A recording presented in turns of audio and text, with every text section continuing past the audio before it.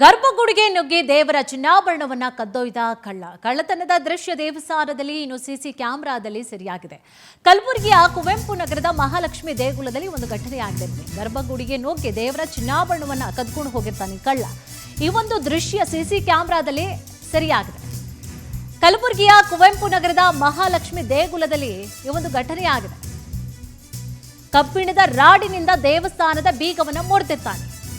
ದೇವಿಯ ಕೊರಳಲ್ಲಿ ಇದ್ದಂತಹ ಚಿನ್ನದ ತಾಳಿ, ಬೆಳ್ಳಿ ಮುಖವಾಡವನ್ನ ಕಳ್ಳತನ ಮಾಡಿದ್ದಾನೆ. 9 ಗ್ರಾಂ ಬಂಗಾರದ ತಾಳಿ, 100 ಗ್ರಾಂ ತೂಕದ ಬೆಳ್ಳಿಯ ಮುಖವಾಡವನ್ನ ಕದ್ದಿರ್ತಾನೆ. ಸೊ ಅದರ ಒಂದು ದೃಶ್ಯಾವಳಿಯನ್ನ ಗಮನಿಸ್ತಾ ಇದ್ದೀರಿ. CCTV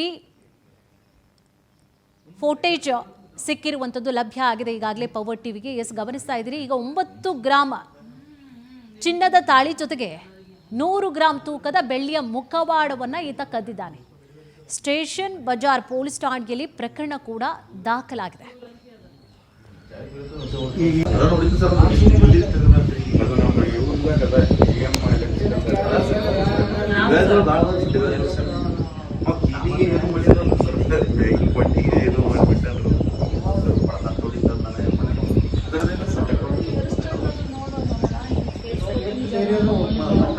ಕಟ್ ಮಾಡಿ ಡಿವೈಸ್ ಓಪನ್ ಮಾಡಲಿಕ್ಕಿಲ್ಲ. ಯಾರು